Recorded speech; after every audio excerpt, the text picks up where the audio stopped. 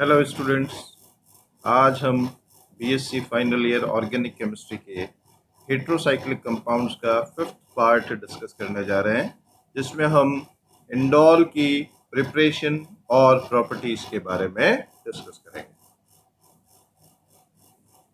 Indole is basically aromatic heterocyclic compound which has molecular formula of C8H79। ये एक aromatic विषम चक्रीय यौगिक है जिसका आणविक सूत्र है C8H79। ये एक बाईसाइक्लिक कंपाउंड है। अभी तक जो हमने हेट्रोसाइक्लिक कंपाउंड किए थे वो मोनोसाइक्लिक कंपाउंड थे। ये जो कंपाउंड है ये बाईसाइक्लिक कंपाउंड है, जिसमें दो साइकिल, बाईसाइक्लिक मीन्स दो चक्रीय वलय हैं। One cycle consist of 6 membered benzene ring and that is fused with 5 membered pyrrole ring। यानी कि इसमें बेंजीन वलय और पायरोल वलय दोनों आपस में इस प्रकार से एक दूसरे से जुड़ी हुई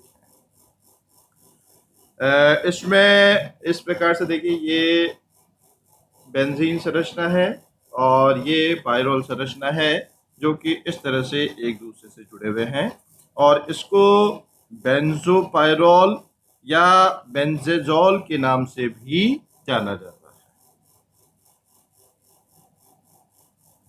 now we come to synthesis part. इसको किस तरह से सिंथेसाइज किया जा सकता है, बनाया जा सकता है।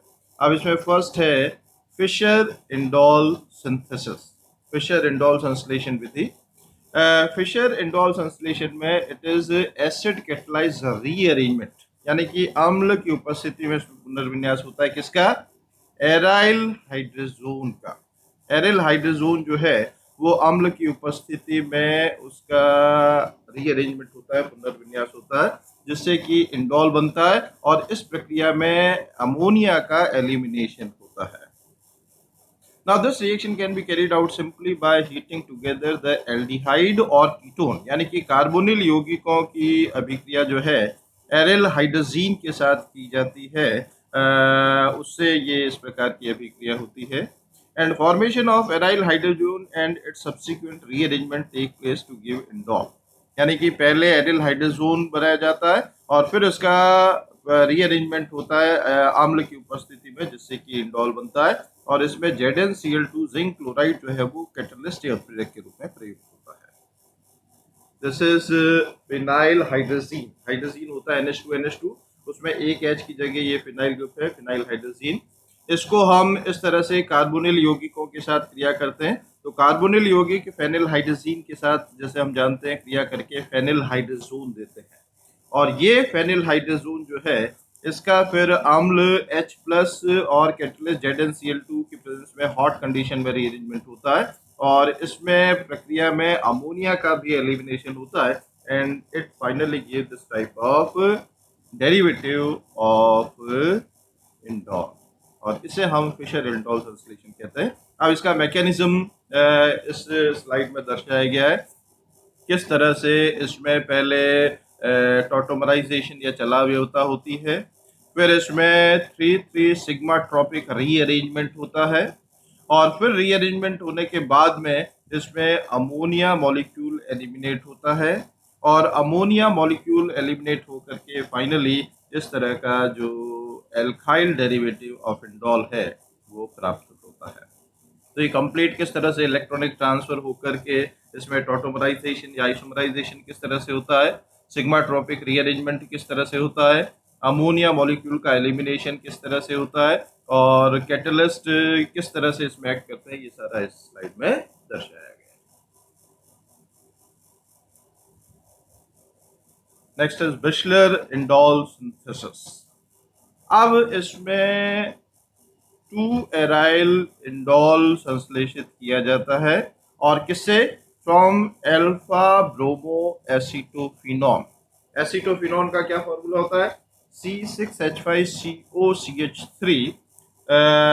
ये है alpha bromo acetophenone. Alpha bromo acetophenone का स्ट्रक्चर इस तरह का है। ये एक्सेस ऑफ एनिलीन हम काम में लेते हैं, और इन दोनों की आपस में क्रिया के दौरान जल के अणु का और HBr मॉलिक्यूल का एलिमिनेशन होता है, और इस तरह से 2 एराइल इंडोल, ये इंडोल मॉलिक्यूल है, इस इंडोल मॉलिक्यूल में 2 पोजीशन पर एराइल ग्रुप आ गया है, तो 2 एराइल इंडोल इसमें प्राप्त होता है। और ये जो सिंथेसिस है जिसमें अल्फा ब्रोमो एसीटोफिनोन और एनिलीन आपस में क्रिया करके एराइल इंडोल देते हैं, इसको विशलर इंडोल सिंथेसिस के नाम से जाना जाता है। Next is meddling synthesis. इस मेडलिंग सिंथेसिस में इंट्रामोलिकुलर साइक्लाइजेशन होता है, किसका? एन फिनाइल एमाइड का, और किसकी प्रेजेंस में? स्ट्रॉन्ग बेस की प्रेजेंस में हाई टेम्परेचर पर। Intramolecular means with in the same molecule, उसी अणु में साइक्लाइजेशन होता है, with in the same molecule cyclisation occurs. तो ये है 2 सब्स्टिट्यूटेड एनिलीन, एनिलीन है, इसमें 1 और 2 पोजीशन पर ये सब्स्टिट्यूटेड है। इसको हम पहले एसाइल क्लोराइड के साथ, acyl group is RCO group, acyl chloride के साथ रिएक्शन करते हैं, HCl मॉलिक्यूल का एलिमिनेशन होता है, acylation of amine group takes place, और ये एन फिनाइल अमाइड इस प्रकार से प्राप्त होता है।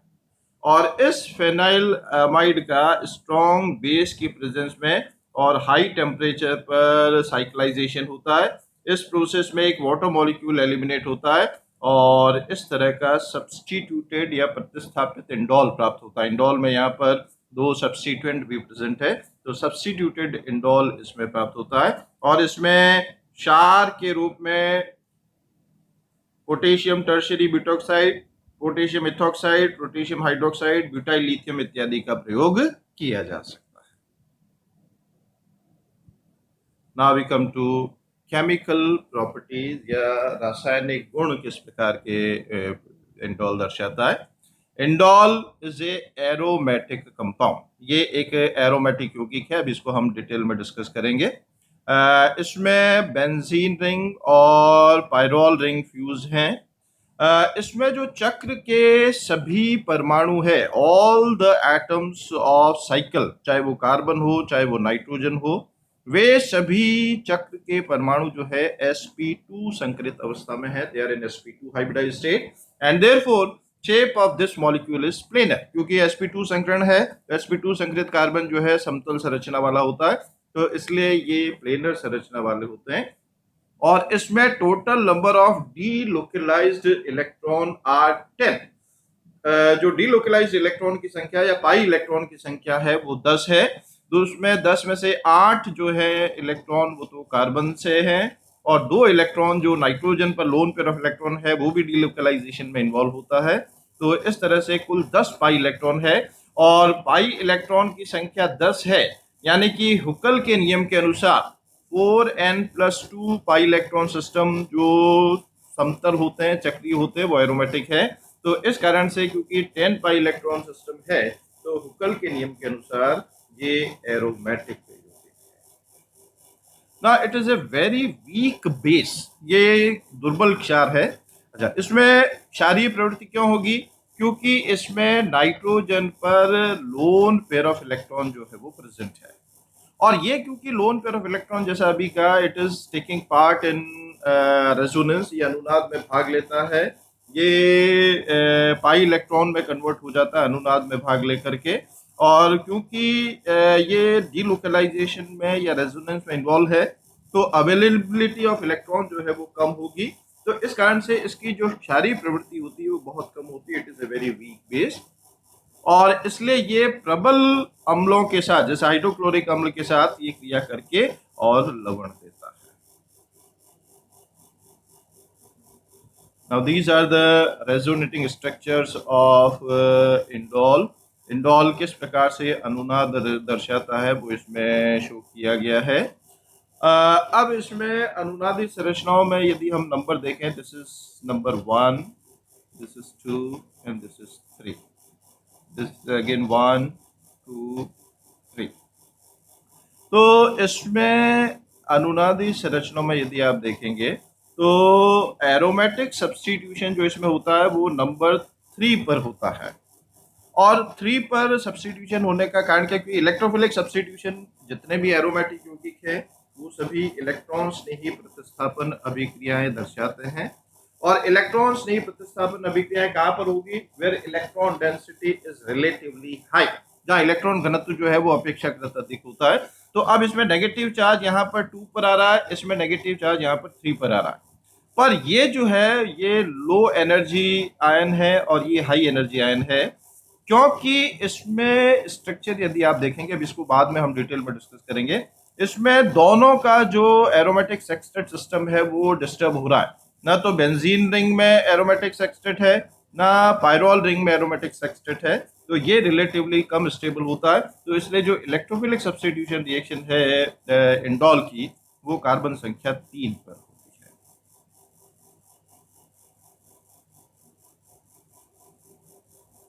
These are electrophilic addition to nitrogen, क्योंकि इसमें अभी डिस्कस किया नाइट्रोजन पर लोन पेयर ऑफ इलेक्ट्रॉन है, तो HCl के साथ इस तरह से सॉल्ट बनाता है, मेथिल आयोडाइड के साथ इस तरह से रिएक्शन करके और ये रिएक्ट करता है। तो ये बेसिक नेचर ऑफ जो एनिलीन है उसके कारण इलेक्ट्रोफिलिक एडिशन नाइट्रोजन पर होता है, और इस तरह से इंडोलियम कैटायन जो है वो हाइड्रोक्लोरिक अम्ल या HCl के साथ क्रिया के साथ बनता है। नाउ मोस्ट करेक्टरिस्टिक रिएक्शन जो इसकी भी होगी वो इलेक्ट्रोफिलिक एरोमेटिक सब्स्टिट्यूशन रिएक्शन होगी, जिसको अभी हमने डिस्कस किया था कि इसमें जो इलेक्ट्रोफिलिक एरोमेटिक सब्स्टिट्यूशन रिएक्शन है, क्योंकि हुकल के नियम के अनुसार एरोमेटिक है, तो होगी ये पॉसिबिलिटी है जब कार्बन नंबर 3 पर इलेक्ट्रोफाइल का अटैक हो रहा है, ये पॉसिबिलिटी जो है जब कार्बन नंबर 2 पर इलेक्ट्रोफाइल का अटैक हो रहा है। इलेक्ट्रोफाइल का अटैक कहां पर होता है? It attacks on negative centre. यदि पाई इलेक्ट्रॉन यहां पर शिफ्ट हो रहे हैं, ये तो ये पोजीशन 3 है, इस 3 पर इलेक्ट्रोफाइल का अटैक होगा और ये दो रेजोनेटिंग स्ट्रक्चर इसमें जनरेट होंगे। जब अटैक इसमें कार्बन नंबर 2 पर होगा, तो वो कब होगा? जब पाई इलेक्ट्रॉन यहां पर शिफ्ट होंगे, तो उस केस में ये पॉसिबिलिटी होगी, ये रेजोनेटिंग स्ट्रक्चर हैं। तो अब इसमें ये जो दो रेजोनेटिंग स्ट्रक्चर है, इसमें जो बेंजीन रिंग है वो इंटैक्ट है, उसका जो एरोमेटिक सेक्सटेट है वो डिस्टर्ब नहीं हो रहा है दोनों ही केस में। परंतु यहां पर देखिए, ये जो जब इलेक्ट्रोफाइल कार्बन नंबर 2 पर अटैक कर रहा है, तो इसमें जो एरोमेटिसिटी और बेंजीन रिंग है वो डिस्टर्ब हो रही है, जो कॉन्जुगेटेड पाई इलेक्ट्रॉन सिस्टम है वो डिस्टर्ब हो रहा है, तो इसलिए ये कंपैरेटिवली कम स्टेबल होगा, and this is not the favourable path. तो इलेक्ट्रोफाइल का अटैक जो है वो सामान्यतया कार्बन नंबर 3 पर होता है। अब उसमें इलेक्ट्रोफिलिक सब्स्टिट्यूशन में नाइट्रेशन हो सकता है, सल्फोनेशन हो सकता है, हेलोजिनेशन हो सकता है, एल्काइलेशन हो सकता है, वेरियस पॉसिबिलिटीज आर देयर। ये नाइट्रेशन है जो कि इन कंडीशंस में होता है। कॉमन नाइट्रेटिंग एजेंट इसमें ये दे रखा है, और इसमें कार्बन नंबर 3 पर नाइट्रोनियम आयन अटैक करके इस तरह का प्रोडक्ट देता है। इसी तरह से यहाँ पर सल्फोनेशन है, कंडीशन यहाँ पर शो कर रखी है, सल्फोनेशन भी पोजीशन नंबर 3 पर होता है, इस तरह का प्रोडक्ट बनता है। हेलोजिनेशन है, हेलोजन के साथ डाइमिथाइल सल्फोक्साइड और KOH की प्रेजेंस में रिएक्शन होती है, यहाँ पर भी पोजीशन नंबर 3 पर हेलोजन जो है वो अटैक कर रहा है। इसी तरह से एसाइलेशन रिएक्शन है, इन विच एसाइल ग्रुप RCO ग्रुप है, एसिटिक एनहाइड्राइड और सोडियम एसीटेट के साथ हीट करने पर इस तरह से रिएक्शन होती है, और यहाँ पर भी एसाइलेशन जो है वो कंपोजिशन नंबर 3 पर होती है। तो ऑल इलेक्ट्रोफिलिक सब्स्टिट्यूशन रिएक्शन, कोई भी इलेक्ट्रॉन्स नहीं प्रतिस्थापन अभी किया, चाहे वो नाइट्रीकरण है, चाहे वो सल्फोनीकरण है, चाहे वो हेलोजनीकरण है, कार्बन नंबर 3 पर प्रेफरेबली होती है। नेक्स्ट इलेक्ट्रोफिलिक सब्स्टिट्यूशन रिएक्शन में मैनिक रिएक्शन, इसमें इंडोल क्रिया करता है mixture of formaldehyde and dimethyl amine in acetic acid, और इससे प्रोडक्ट क्या बनता है? 3 डाइमिथाइल अमीनोमिथाइल इंडोल। किस तरह से रिएक्शन होती है? This is formaldehyde HCHO and this is dimethyl amine, यहाँ पर दोनों तरफ मिथाइल ग्रुप अटैच है, अमीन इज अमोनिया इज NH3 और उसमें 2 H की जगह 2 मिथाइल ग्रुप आ गए, और इस तरह से ये एसिड की प्रेजेंस में रिएक्ट करके इस तरह का इमीनियम आयन जनरेट करता है, और ये इमीनियम आयन इलेक्ट्रोफाइल के फॉर्म में कार्बन नंबर 3 पर अटैक करता है, और 3 पर अटैक करके 3 di methyl amino methyl indole, जो कि ग्रामीन के नाम से जाना जाता है, ये ग्रामीन जो है इसमें उत्पाद के रूप में प्राप्त होता है। तो ये भी बेसिकली एक इलेक्ट्रोफिलिक सब्स्टिट्यूशन रिएक्शन है, जिसमें कि जो इमीनियम आयन जो कि इलेक्ट्रोफाइल के फॉर्म में काम करता है, वो पोजीशन नंबर 3 पर अटैक करता है। Next is reduction reaction. Reduction या अपचयन अभिक्रिया में अलग अलग कंडीशन में अलग अलग रिएक्शन होती है।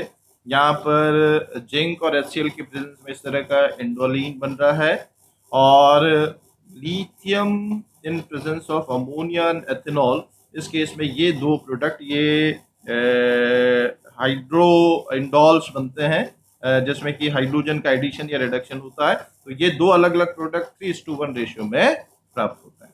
तो जिंक और HCl की प्रेजेंस में इंडोलिन बनता है, और इसमें लिथियम और अमोनिया के प्रेजेंस में इस तरह से डाई हाइड्रो इंडोल जो है इस तरह से प्राप्त होता है। देन न्यूक्लियोफिलिक सब्स्टिट्यूशन, हालांकि ये बहुत ज्यादा कॉमन नहीं है।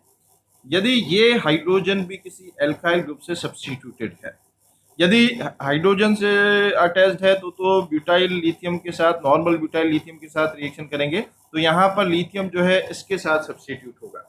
But here if this hydrogen is substituted by alkyl group, और उस केस में अब हम नॉर्मल ब्यूटाइल लिथियम के साथ रिएक्शन करेंगे, तो lithium substitute over here position number 2 पर सब्स्टिट्यूट होगा, और ये फिर फर्दर रिएक्शन करता है इस तरह से CO2 और एसिडिक मीडियम में हाइड्रोलिसिस से। तो यहाँ पर न्यूक्लियोफाइल के फॉर्म में पोजीशन नंबर 2 पर अटैक होकर के और इस तरह के प्रोडक्ट प्राप्त होते हैं। तो ये न्यूक्लियोफिलिक सब्स्टिट्यूशन रिएक्शन है, जो कि बहुत ज़्यादा कॉमन रिएक्शन नहीं है।